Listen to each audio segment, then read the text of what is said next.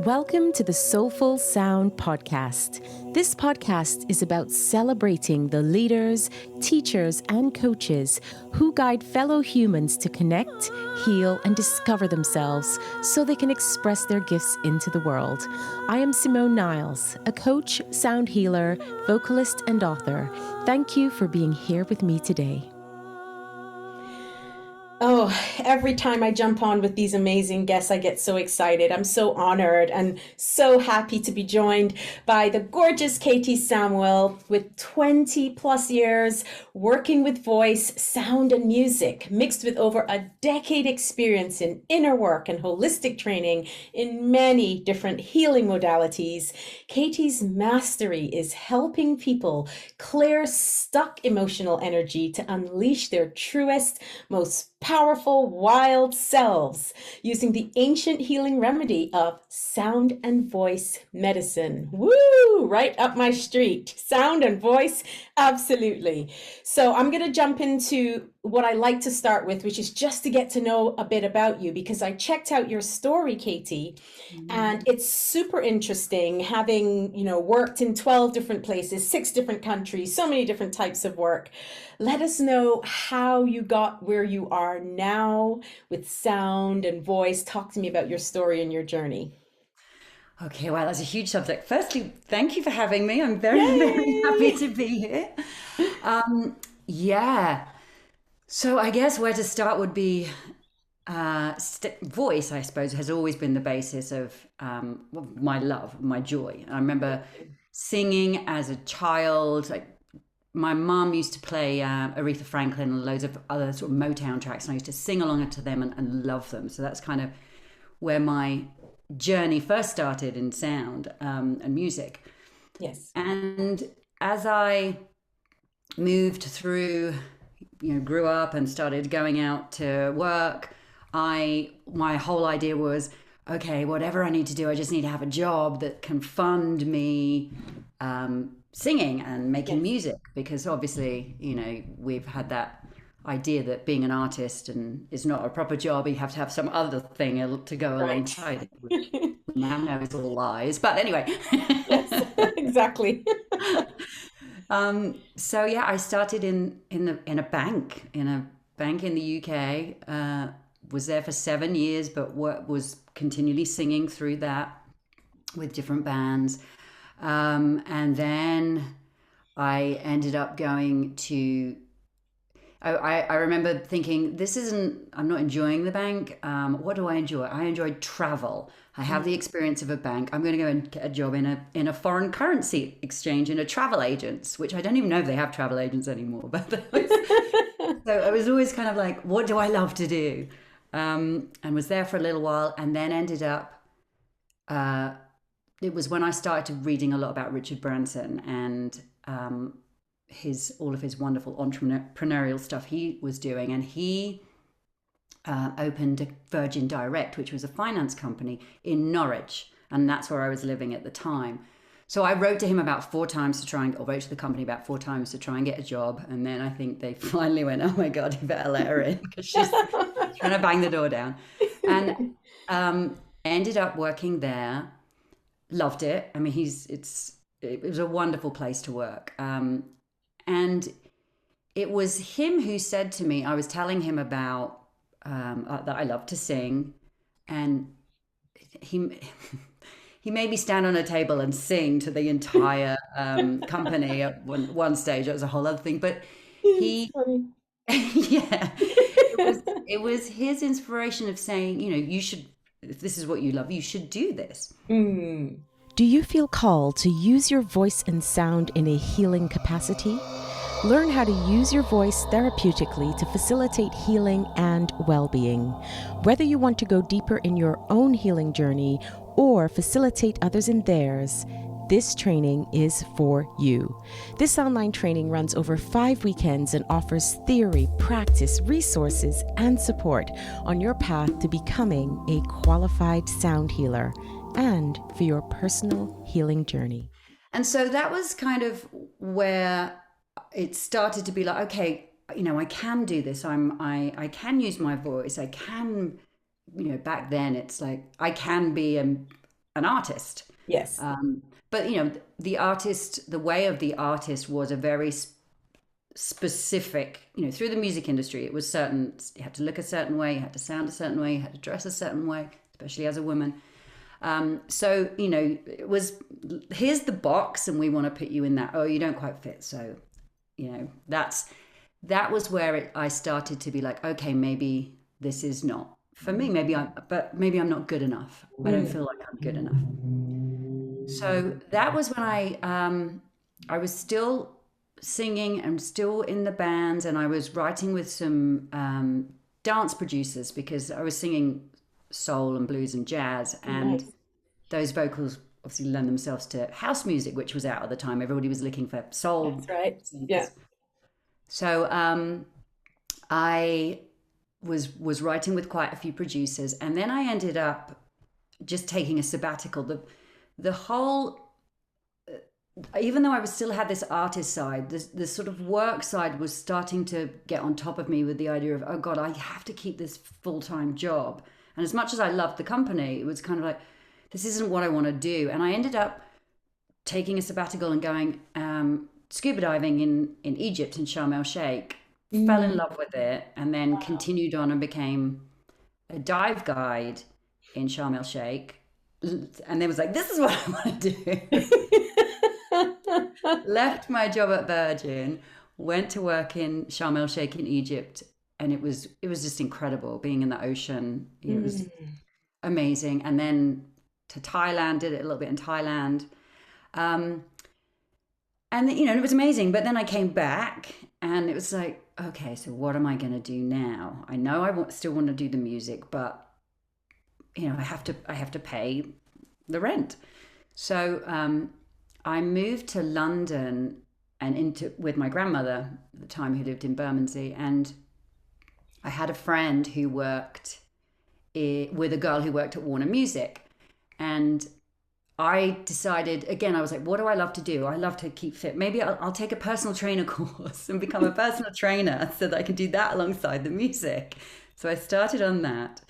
Then ended up going to my friend's house for dinner, and his friend who worked at Warner, Emma, she said, we are just starting up a dance department. We don't know hardly anything about dance music. Do you want to come in and help us out?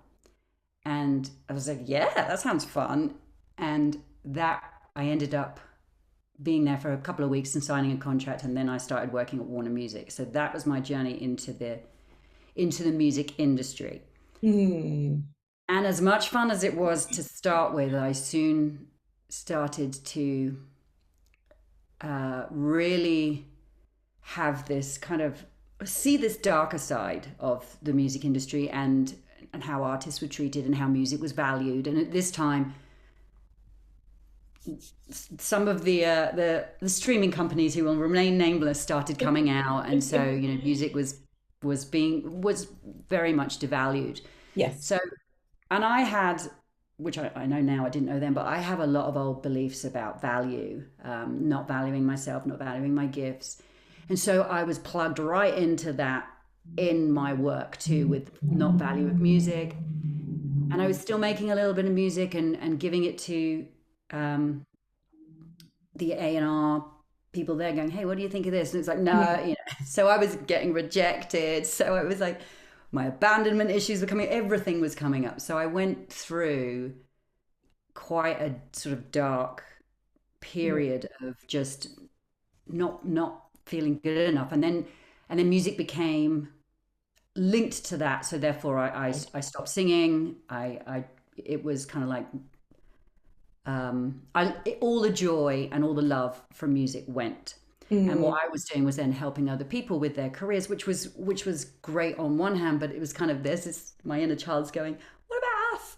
Yeah. So after 4 years, I think I left Warner. I actually got made redundant from Warner. Another redundant is such an interesting word. It's like, okay, you've been made redundant. It makes you like, oh my God, I'm even more worthless. So, now I know it was a great thing, but at the time, again, all plugging into. So it was, I'd already started on a bit of a spiritual journey at that point. It started with yoga, and then I was looking into Buddhism, and then basically I just couldn't get enough of self-help books, and I was just reading them all and anything that resonated. It was probably back then I discovered our mutual dear friend Lee Harris. Yes. And it was kind of at that point I was like, okay, I'm trying to help myself here, but I want to help other people. So my idea of let's go into these healing modalities and learn more about this, and then I can help other people. Yeah. But in the meantime, I was still in the music industry. I then left after Warner. I went to a recording studio. Soho Recording Studios, was there for a couple of years, then set up on my own and ran a little management company and label consultancy. Then went back to another studio, Metropolis Studios, beautiful studio in London. Had some wonderful experiences there with the people that I was working with. But again, I was like I was a split person. I was kind of like, I'm doing all this music stuff. This is really cool. But on the other side, there was this, what about me? Yes. that I wasn't listening to. So ultimately, then what happened? I was exhausted. I was burnt out. I was incredibly stressed. And then the idea of moving, I'd fallen in love with California. Well, I'd been there a couple of times, but the idea of moving to the US came up. There was another Sterling Sound, a studio that I ended up working for, had affiliates with Metropolis Studio. So I ended up going over there, met a wonderful friend, Michael Leedy, who said to me, I'm leaving. Do you want my job? So it was amazing. So I fell into this other job. And of course I was like, this is great. This is amazing. And it was for the first 4 years, but there was still this, I still wasn't singing. I wasn't, using my voice in the way that I wanted to. And so, and I worked for a wonderful man, Tom Coyne, who passed away after me 4 years of me working there. And losing him and being at this point of stress, everything kind of just, it fell apart, and I got incredibly sick.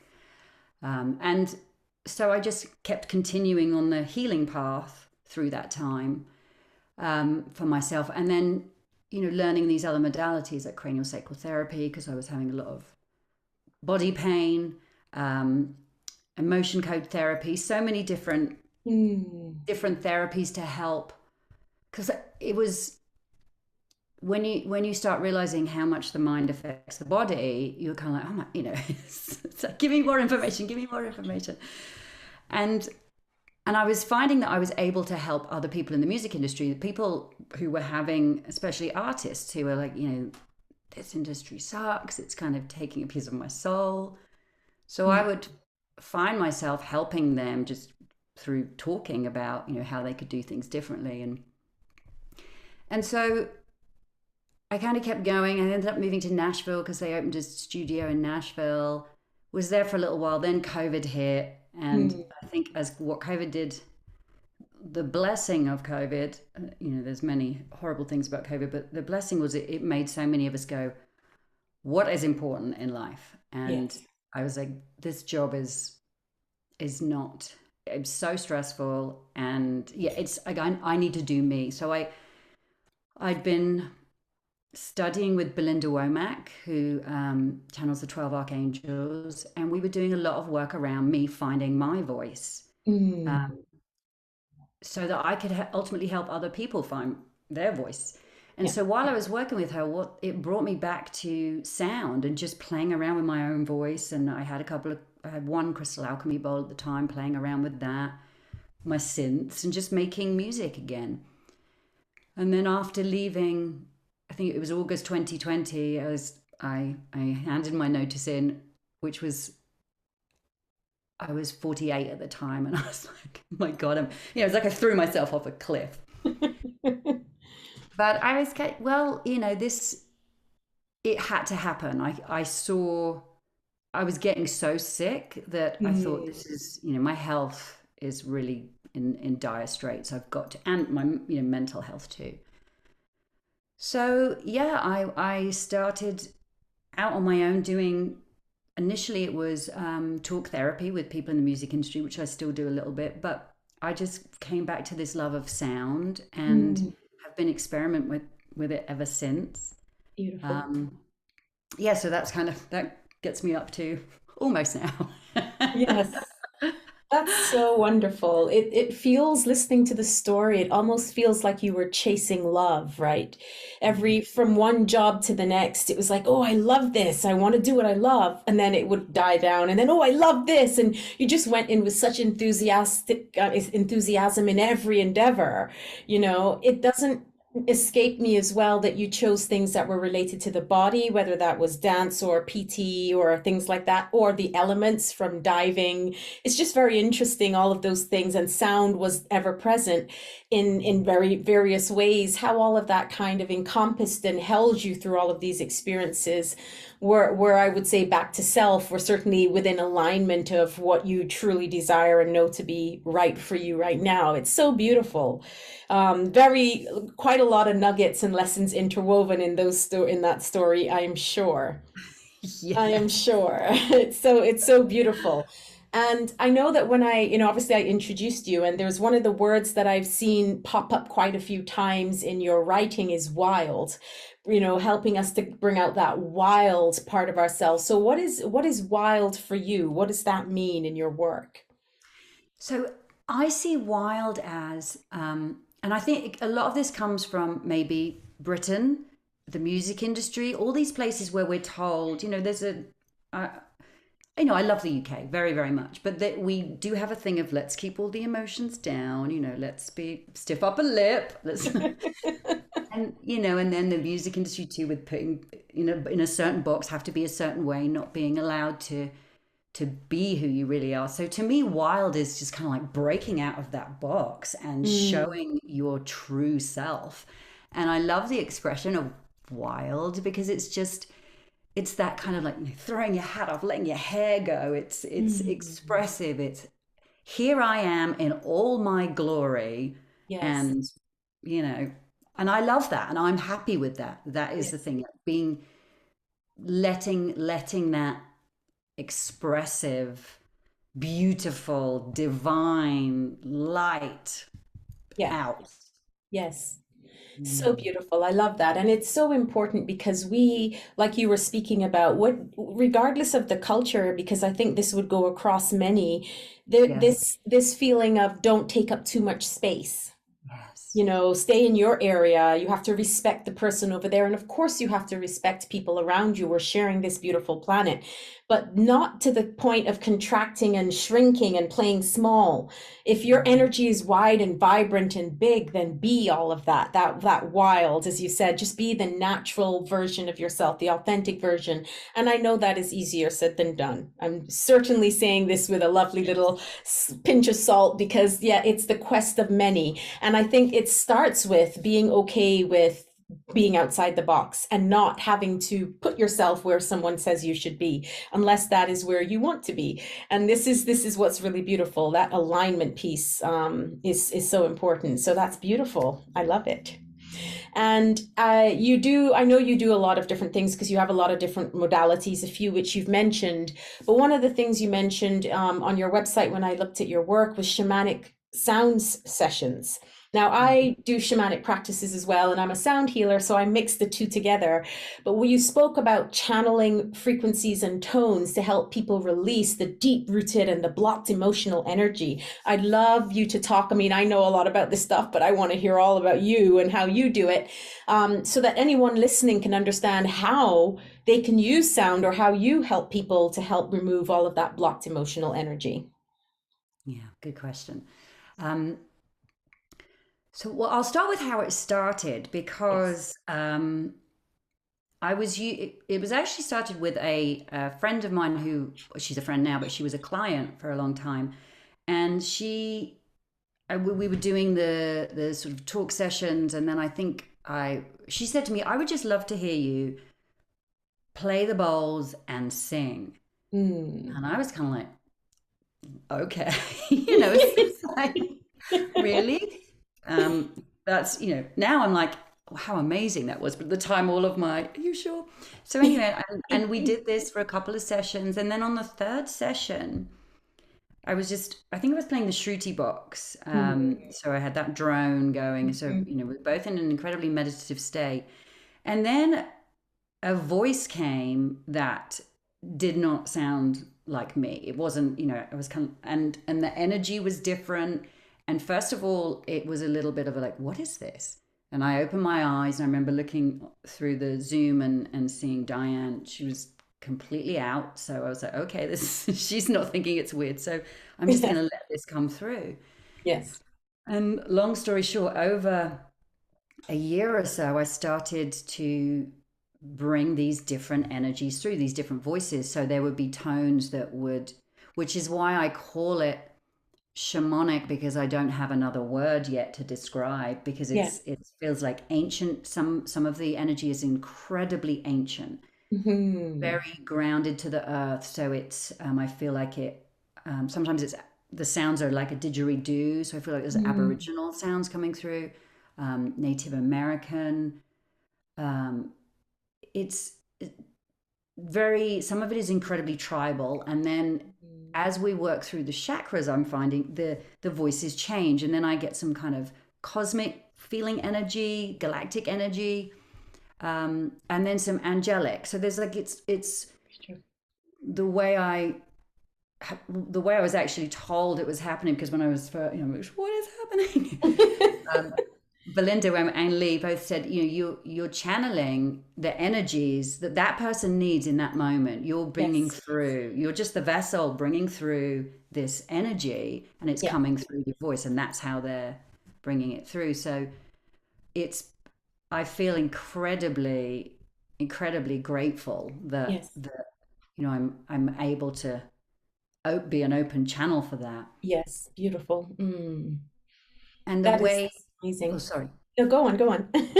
No, I just said that the way that it works for the person is they often have experiences where they're like, I felt like I was in a teepee being worked on by an ancient shamanic healer, or I felt like I was in the cosmos, or so it's really quite amazing. And yes, I completely relate, and I love that. I remember actually, while I'm not I wouldn't say that polyphonics or harmonics are a big part of my vocal or sounding practice. They were born in a session. Like, I didn't even try to do them. I didn't know. And it came through so strong when a client was going through something. And then I was like, oh, what's this? And I let that flow, let that come out. And then afterwards I went away and I started to look at, okay, what was this sound that wanted to come out? And now I can do them intentionally, where I understand where they were hitting the points of energy in that person's being, and in others' beings, the way it flows and ripples out. It's quite interesting how things are born or gifted or revealed in the times, as you said, that they're needed for either your highest good or the person with you's highest good. And I think that's beautiful. I completely relate to that. And that's amazing. I really want to hear some of those sounds at some point as well. So beautiful. Okay. And of course, a lot of the work that we do is around the voice. We use our voice, we use our sound. And a lot of the questions that I get from both of us having the experience in the music industry to moving more into the therapeutic and healing aspects, I know that a lot of people still ask the question, well, how do I know this is my real voice or my authentic voice?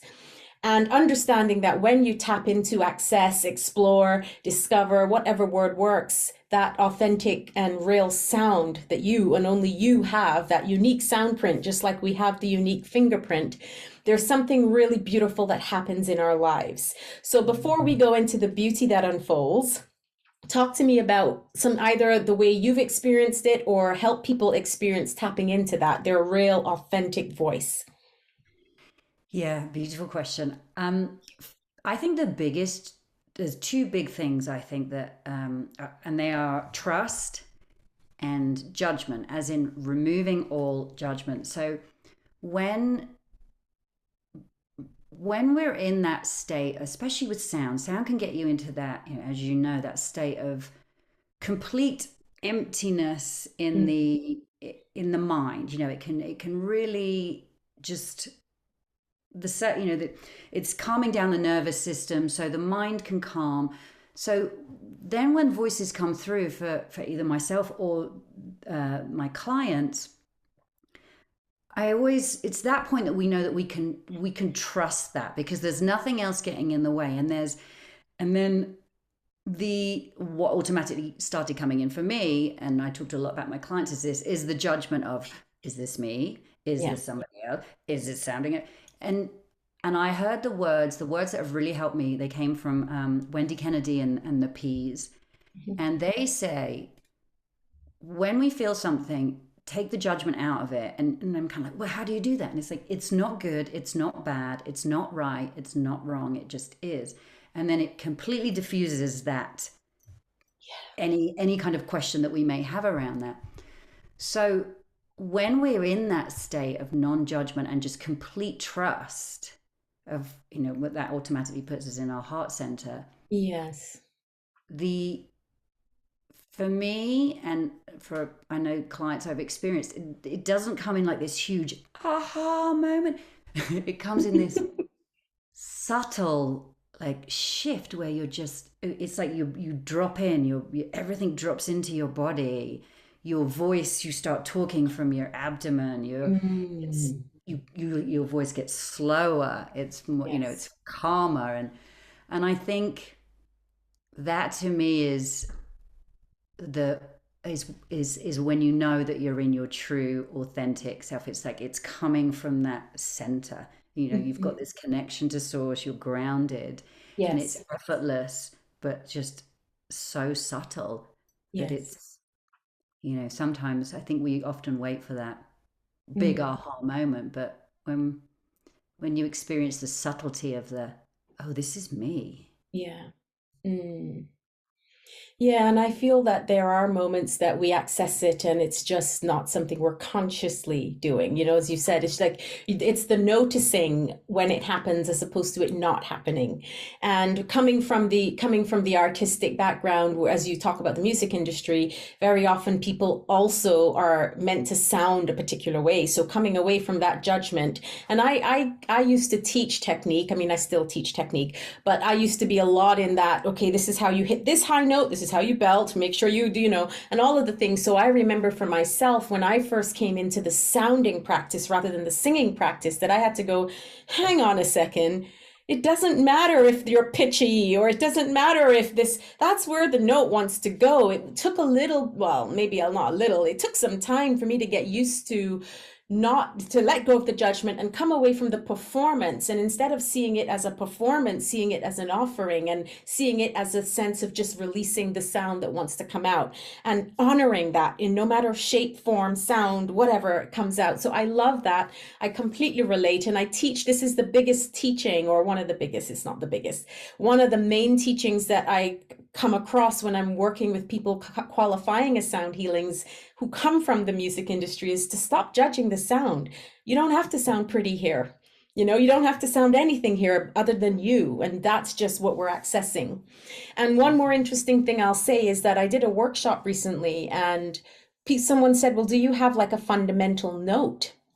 And I said, well, I think that there are a lot of people that talk about that there's a note that we all kind of gravitate towards, but it's not something that I don't personally consciously go, okay, where's my note? Oh, mine's a G. Oh, mine's a B. I don't think like that. But I'm sure there are certain places that we naturally feel most resonant. And someone in the workshop said, well, you've been on F all weekend when you've been just doing things, and around F and F sharp. And it's one of a beautiful young woman who has perfect pitch. And she said that I was on F. And I thought that's very interesting, because most of the time I resonate, as even in the past as a songwriter, or the flute that I have is on F sharp and a few other things. And I didn't consciously choose this. So I also find it interesting how we sometimes just naturally gravitate towards certain pitches or sounds or shapes, and they're all accessible. But what feels like home for us is what feels like home for us. It's such a beautiful witnessing. Absolutely. And F is the throat chakra, and F sharp is the thyroid. So it's so interesting that you're you're in those, that power of the throat and the will and the courage. It's beautiful. What a beautiful Yes. place to sit. Yes, yes, yes. And just let's create a symphony, let's move around. And I love this. Oh, I'm getting butterflies talking to you because I can sense the kindred spirit here. Let's put it like that. Me This is too. amazing. So now let's talk about what happens when you tap into that authentic voice, that real sound. So what's the magic that unfolds when we're in that space of authenticity? Well, intuition, being able to get in touch with what our heart really wants, I think, and able to find what our gut is telling us, what we can feel in our bodies so much better when we're, and our gut is so amazing at telling us, don't go that way, this is Yes. good, that Yeah. and we can really get into that. But so we have our intuition coming from our gut, but we have the thoughts that are coming in of where we should be and where we want to go are coming from the heart. They're what we truly want. Because I find that it's, we're so often if somebody said to me, what do you want right now? You're kind of like, oh, I want to, I don't know, be sitting on a beach, but when Sounds people about say, right. what is definitely what I want. What does your heart truly want?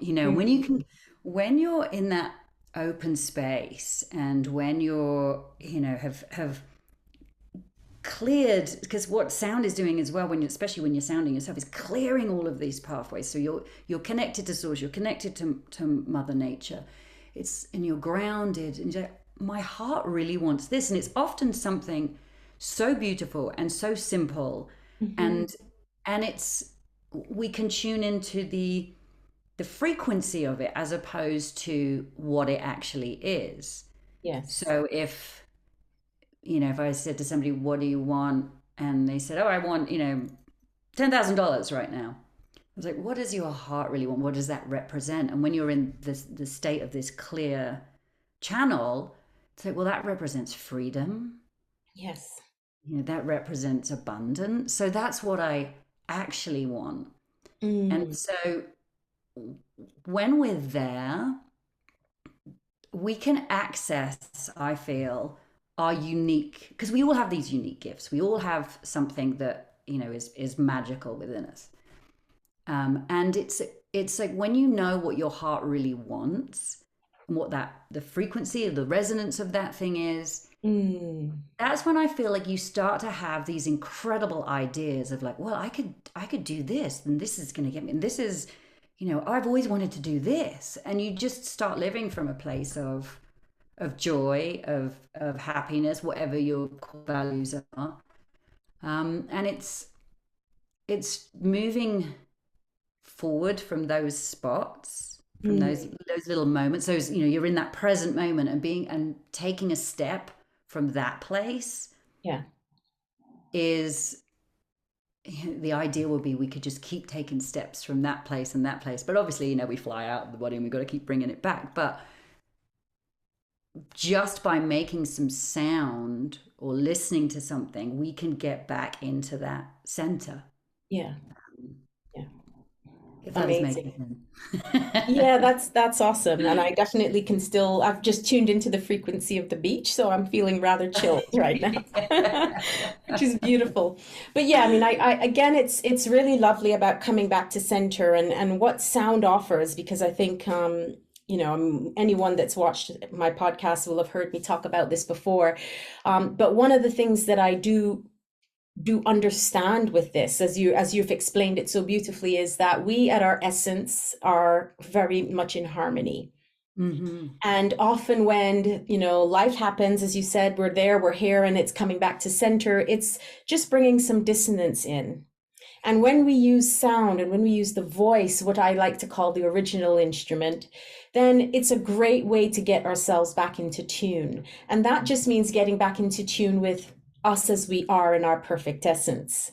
Yeah. And when you're in that place, then the magic that unfolds very practically in our lives, I feel, is very much being in alignment with what you want, being able to like for you, jumping into all the adventures with this curiosity and oh my gosh, this is amazing, and then something's not in alignment, what can I do now, and kept following, like I say, chasing the love. I don't know why that came out, but that's such a beautiful sensing and intuitive approach that led you to where you are now. And now you're able to use sound to stay in alignment, because that's really, as you said, what it is, what you're here to do. And then that ripples out like any frequency and vibration and affects everything around you, right? It's so beautiful to understand how simple some of these things are, but the profound ripple effect that it can have in our lives. Absolutely. And, you know, sound is so ancient. It's been used on our planet for, you Yeah. know, thousands of years. Yes. And Yes. it's just, you know, like you're saying with the rebalancing, but also the resonance of us when we're resonating at a, you know, at a frequency that's in line with Earth, that's in line with the stars, that's in line, you know, other people come up to meet that, because Yes. it is Yes. contagious, because energy Yes. is, you know, energy is energy, and it comes together, Yeah. and the more that we do that for ourselves, the more Exactly. that helps other people. Yeah, it just Yeah. Yeah. fans out across the planet. Mm. Yeah. And I would also say how important it is to do it for ourselves, because often Oh, I think people of service, right? We can serve others in a way that we don't always serve ourselves, but recognizing that if you are the frequency, that's the entrainment happening, that's the ripple effect. And sometimes it can have such a ripple effect. And I remember the story that my brother told me. He used to work many years ago within the trains here in the UK, and you know, being able to say something to someone, and that one thing then going off to affect someone else, then going off to affect someone else, and then it comes full circle, and then something is said to him and he's like, wait a minute, this is what I said to this person like this morning. But those things that we take for granted, the words that we impart, or the energy and intention behind what we share, you know, that just might make someone smile. It was just such a beautiful example of not just the ripple effect, but how it comes back. And I think that's again, it's not hard to say a kind word to someone, you know. It's not. And it's so impactful, as you say. It really is. A smile, a kind word, because, you know, words are frequency, vibration. It's just the power of our word is huge. So yeah, Yes. the smile, it's really interesting. I did a little experiment, which was, you know, brought up a lot of my own kind of like fear of being seen issues at the time, but it's just going out and smiling at random people. Yeah. And it was when I was living in Manhattan, so it's very interesting because most of the people would look at you like you're crazy, but occasionally you'd get somebody and they would just, you know, the smile would come back and you could see that you'd lifted their mood. But it's a wonderful experiment if anybody wants to try it. Yeah, I am definitely a smiler, and I walk around smiling randomly at people too. But to be fair, I do come from a very, what I would say, Caribbean people in generally are quite warm, and they're very friendly, and good morning, good evening, good afternoon. It's like you greet people, strangers on the street, you help someone on the street. This is just normal for people in Barbados, particularly where I grew up. You know, if someone's walking down the street with a heavy bag and you are younger and stronger, and at least that's what you might think, then you're walking alongside them, you offer to help them carry their bag. And in fact, well, I mean, this is how it was when I grew up. Some of my Barbadian friends now would say, no, leave people alone. But the thing is, it would almost be seen as rude not to help, as opposed to, you know, so it's just really interesting. Or borrowing a cup of sugar from a neighbor. I mean, Yeah. when's the last time that happened? That's happened to me here, and I was astounded, because it was the first and last time. But it was so beautiful, because I was like, wow, people still have these things, you know, instilled in them to be kind to your neighbor, which is really just a kind of metaphor for the greater sense of what we're trying to say. So I think that's amazing. So all right, moving on, because you talk about tapping into our superpower. And when you Mm, tap into your superpower, you're unstoppable. And mhm. I know, like you mentioned, that we all have something here, a gift, we have something unique to offer the world. But what's this unstoppable superpower, or rather, the superpower that makes us unstoppable? Talk a bit about that in your work. I love that. It's and funny as I'm looking up. So I'm quite a big Marvel fan. I used to read the comics, and I'm a big fan of the movies. And up here I have a picture of Captain Marvel. Who I love her whole story. It's all about, she thinks she has this power, but she's actually controlled to not unleash this power. And then when she taps into herself and realizes that the power is actually coming from her, not from this little button. I'm not just giving away the movie, but anyway, I'm sure we don't mind. But it's kind of, that's the image that I love to see, is that realization of, wait, hold on a minute, I have, I'm speaking in the general I have got this far in my life, and I've done all of this, I've accomplished all of this, but often I'm just seeing where I am now, and it's kind of like, oh, I'm in this moment and I'm having a bad day. And so, you forget all of this wonderful stuff that you have done. Yes. So, and even moments where there's been something that's happened and you have just automatically been brave and courageous. It's like, we just fire it up and like, oh my God, I need to deal with this immediately. And, we see it all over the world when terrible things happen, how this instinct comes out of us to just like, I know how to do this. I know how to help these people. I know how to help myself. So we have that. We all have that. But sometimes it's hard to just even get out of bed in the morning, because that spark is so buried buried under unconscious beliefs, from our childhood, maybe from school, from peers, from ancestral, from past lives. We have all of this stuff, and that's kind of, we're operating through that most of the time. But it's kind of like, this is what sound does, is great for moving all that. But when we can just remember that we have that in us, like we can all think of something where we have pulled it out of the bag, as I'm going to say, where we've just done something incredibly courageous and brave. It's just knowing that and remembering that. Once we clear all of this stuff out that holds that, yes, and you can see it, and then it's kind of like, wow, it's the superpower is being this human being who is, connected to source, connected to all that is, and can actually manifest anything when we're coming at it from a place of love, from a heart center, from that complete openness and trust of knowing that we are all one and we are all connected. And so and we all have that power. So it's like I see it as this, it's like an illumination. And so when we are illuminated like that, when we can just see our true selves, we are open to all possibilities. So there's no kind of like, the brain is not going, okay, so I want to do this. So in order to make this happen, I'm going to think about all the things I've done in the past, think about what I know about the future, make a calculation, and these are the things I should do to get there. When we're in touch with that superpower, we go, oh my God, there's a gajillion ways I can do this. I see all these other possibilities now. And that's our kind of, that's what I like to call the unique gift, because you're seeing all of these possibilities. And then you know in yourself that the one that's right for me is this incredibly vast one over here, and I can do that. I know how to do that. It's the knowing, it's the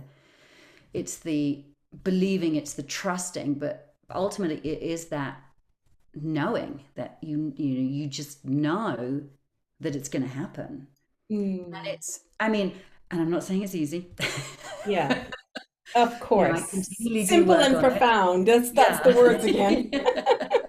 But it really, it's like, it's remembering our true selves. It's remembering that we all are Captain Marvel. We all are, whatever superhero we love. We've got this ability to connect with all that is and know all that is. Yeah. Well, I want to pull something from that because two things came to mind, and this is going to simplify what you've expressed so beautifully, but it's almost like our superpower is to blink, I love right? that. And the reason I say that is because, and this is going to give away my age a little bit, but when I was younger, we used to have these little cameras called viewfinders. You probably know of them here too, where you would put the image in and you'd click and you'd be in France, you'd click, you'd be in the UK. I traveled all around the world when I was 7 and 8 in Barbados. Click, I was in wherever, right? And when we tap into that superpower that is us, at our essence, that is that connection to source and to self, that self-centeredness and grounding, it's almost like you can blink a new reality. Yes. And that's why it kind of felt right to say it's to blink. It's like, here's a new perspective. Here's a new perspective. It's the equivalent of a new reality is just one breath away. Yeah. And I like to say one sound away. A new reality is just one sound away. But imagine, and for some people, I love that you made it so practical, because for some people, getting out of bed does feel hard. Yep. And did you get out of bed last week? Perhaps they got out of bed last week, but they're focused on the fact that they can't get out of bed right now. And so you're right that sometimes it might seem like something that's so simple, but it takes courage, and it takes this inner knowing and trusting and surrendering and knowing your greatness exists, even if you can't feel it in that moment. Yeah. And maybe just a blink or a breath or a sound, which for me is often a sigh. And let's get going. Yes. Oh, isn't it amazing? Oh, yeah. One of my favorite sounds. Oh, yeah. The body's just like, yes, more of that, So beautiful. I love that. And I love that you tied it into your the Marvel and what you grew up like, what you like to do and watch and read. And yeah, this is very cool. So let's step into that power for sure.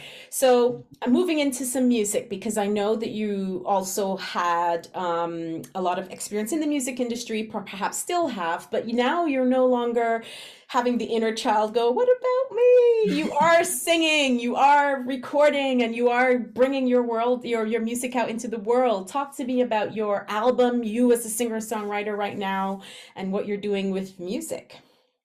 Wonderful, thank you. Medicine Songs was the album that I made that came out on Lee Harris's Golden World Music label. It was a wonderful experiment. It started off as kind of an experiment with I was making, for my subscribers, I was making a monthly meditation sound transmission, I call them now, because it's anyway.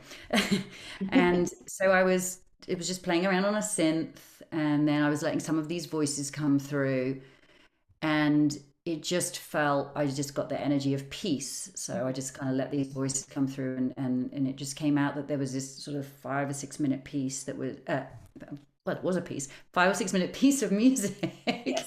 that was all about bringing in peace. And so I posted a little clip on Instagram, and Lee heard it and said, can you send me the whole track? And so I sent it to him, and he said, do you have more of these? And I said, well, yeah, I make one every month, sort of, for my subscribers. And he's like, how about doing an album of this? And it was interesting that we came up with Medicine Songs, because on my website, where I have my recordings, I call it the Apothecary. And then I love it. we have these sound remedies, I call them, but it's like, it is medicine. Music is medicine. Sound is medicine. And then, so it was very different for me making this album, because I'd always, I still have a lot of the old, I call them patriarchal. And I don't just mean that that's male. I mean that kind of old system of the music industry that is still, it's embedded deep in me. So I do have to frequently let it go. Yeah. But, it came in with that, like, well, this isn't a 4.5 minute song that's going to get played on radio. This is an 8 minute song with no words, and it's just chanting, or it's different sounds, or it's different energies coming through. So it was so interesting and therapeutic for me to be able to make this as an album. So grateful to Lee and Devor Bozique, yes, amazing, his musical partner, who did the production on the album, well, along with me, but did a lot of beautiful additional production on there.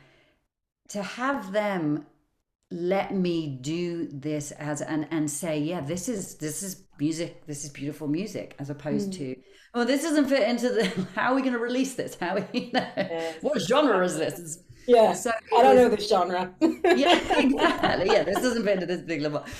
So it was just so healing for me to make this album, to release all of that, a lot of that old stuff, and then to be able to have people listen to it and have all these different experiences, whether they looked at the prescriptions and be like, okay, this is specifically for helping express the voice, or whether they'd looked at that, or whether they just had their own experience. And it was one of the best moments of my life, because from the age of 16, 17, 18, I always wanted to make an album. Had I have made that album back then, I don't think I would have been on this path. I think this was the album that I was meant to make. Yes, that's so beautiful. Yeah, it's been really special. And so now what I'm doing, I still do the sound transmissions each month for my subscribers. So they get anything from a 5 to a 10, 12 minute, whatever the energy feels like coming through for that month. I send that to my subscribers. But now I'm also working on some actual songs again with the brothers Corrin, who are two wonderful souls. Yes. Help people find their voice. And we're writing some, what I would call pop songs, as in popular music, not kind of. So they're more like a structured song that you would hear. So that's also been really therapeutic, because what I can bring into that now is some of the stuff that I went through. Yeah. When I was writing songs when I was much younger, the songs would be they'd be therapeutic, but they wouldn't resolve. It would be like, this is all happening, and but there would, this guy left me, and that kind of stuff. But these are now more, the songs are resolving. It's like, okay, so I went through this, but this is how I came out of it, and so it's wonderful to write songs that are in that traditional pop way, but are coming from a place of healing for myself and hopefully healing for other people. Yes.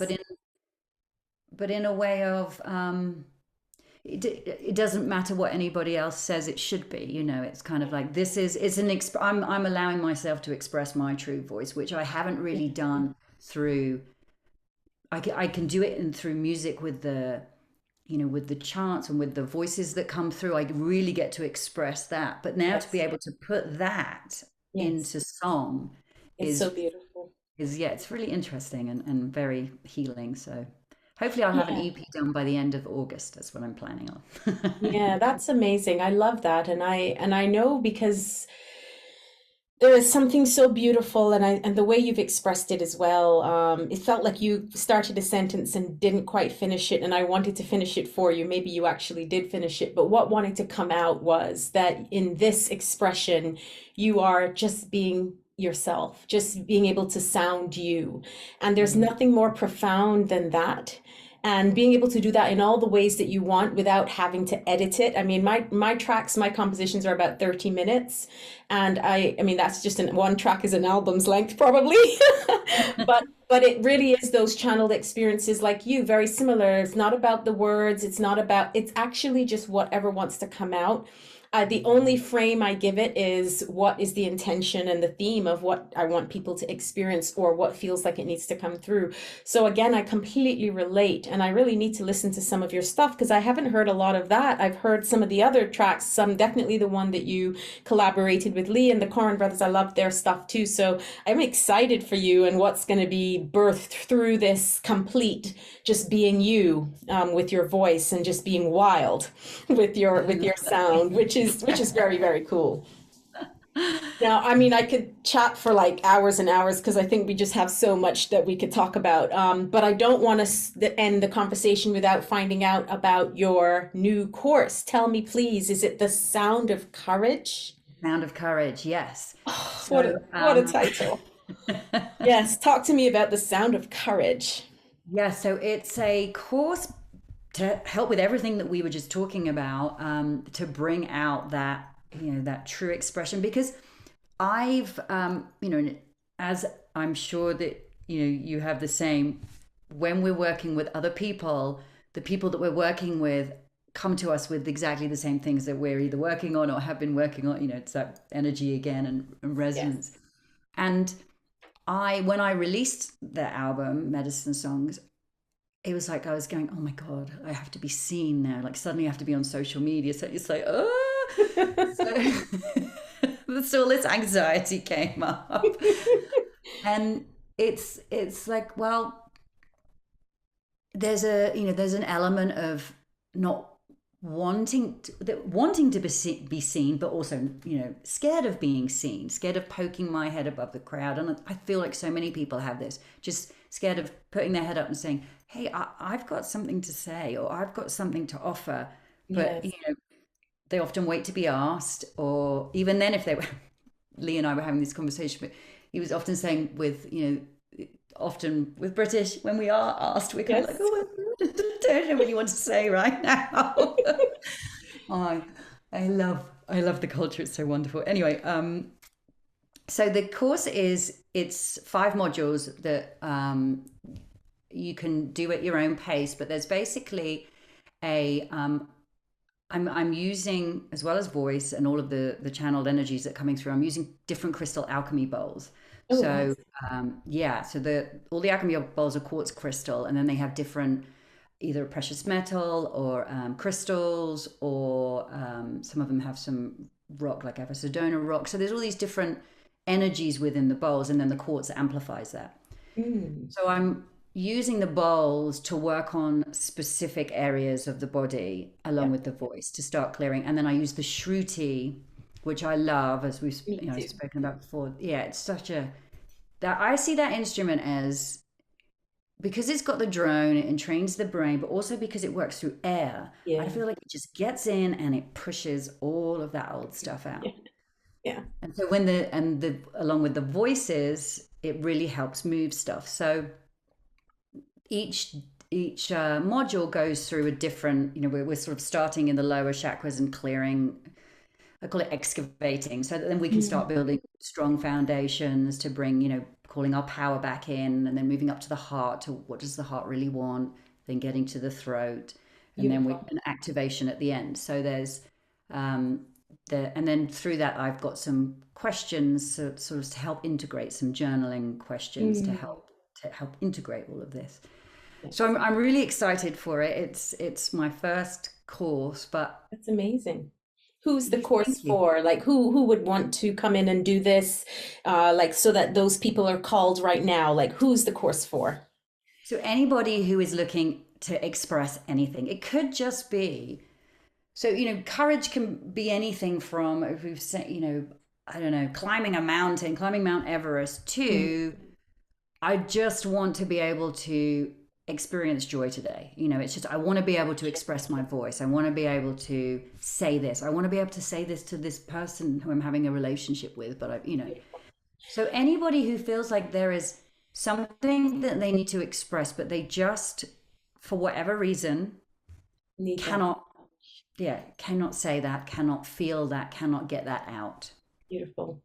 I love it. So whatever you want to do, if you feel like you just need that dose of courage, that dose of sound medicine that brings the courage in, that allows you to do all the things that might be scary or might be feel out of reach, come on in and work with this amazing soul in front of me. Oh, Katy, it's such a pleasure to have you on the podcast. We must do this again. Thank Or you I so definitely, much. if you're back in the UK, you definitely have to let me know because I have to meet you in person.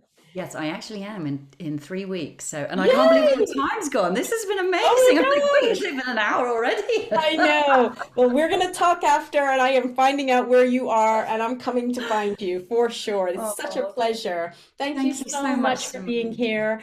I honestly, I just celebrate you and all that you're doing to help people, release that wild and untapped and not even untapped, but limitless superpower that we all have available to us so that we can just be our truest and most powerful selves. Thank you, thank you, thank you. Where can Thank you so people much. find you online? KatySamwell.com is the Easy easy. peasy. Yeah, And everything's under everything will Katy be, Samwell. there we Yes. go. And I'll, Yeah. of And course, make thank you, sure, Simone. I will make sure all the links are below, of course. So just as I like to do with all of my amazing guests, I like to wrap up with one final question, and that is, what is your soulful sound to the world? A self-prayer desire you wish upon the world?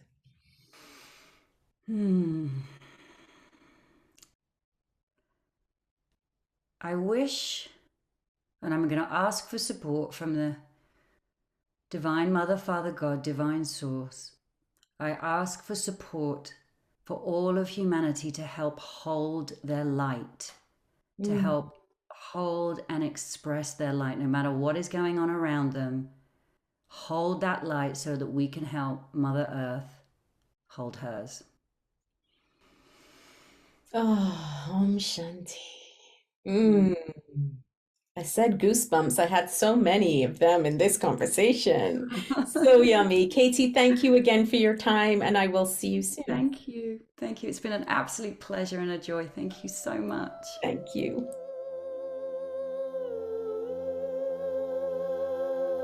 Thanks so much for tuning in. I hope you've enjoyed this episode. Please feel free to share it with your friends and remember to subscribe. From my heart to yours, sending you love, healing, and sound wherever you are.